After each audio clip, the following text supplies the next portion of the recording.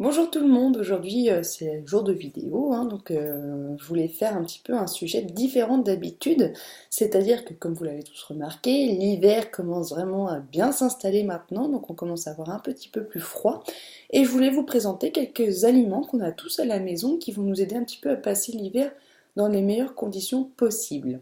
Alors, je voulais commencer par ce qu'on appelle l'huile de coco.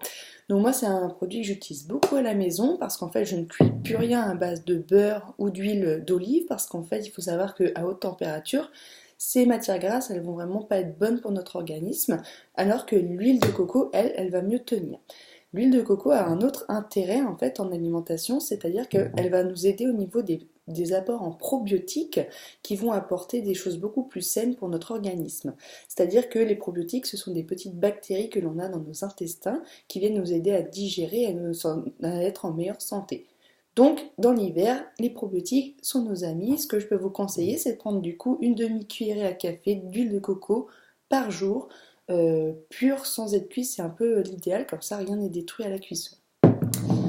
Un autre aliment génialissime que l'on oublie souvent, c'est tout simplement l'ail. En fait, l'ail est un antibiotique naturel qui va aider à lutter contre les virus et bactéries durant l'hiver. Donc on peut le manger de façon à ne pas le cuire ou le moins possible. Moi ce que j'aime bien faire c'est le couper soit en tout petits morceaux ou l'écraser en purée et je le rajoute vraiment en fin de cuisson et ça permet vraiment en plus de donner du goût à notre recette. Donc en plus c'est tout bénef. Donc pensez vraiment à l'ail, c'est un très bon ami. Sinon, je voulais vous parler tout simplement des agrumes. Et oui, les agrumes, c'est source de vitamine C, ça je pense que vous le savez tous. Mais ce que je voulais vous alerter, c'est qu'il est plus intéressant de prendre nos vitamines C directement dans les fruits ou légumes que l'on peut consommer, parce qu'en fait, elles seront mieux assimilées par votre organisme.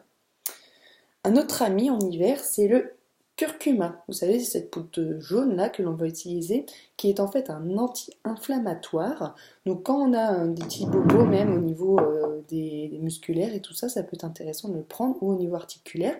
Mais ça a un intérêt aussi pour éviter quand on a par exemple des bronchites ou des choses, ça va aider un petit peu à soigner. Enfin, j'ai une dernière petite recette à vous présenter que moi j'aime beaucoup faire. En fait, c'est chauffer ou non d'ailleurs. Moi j'aime bien la chauffer, mais je chauffe de l'eau, je rajoute un petit peu de miel et un petit peu de vinaigre de cidre.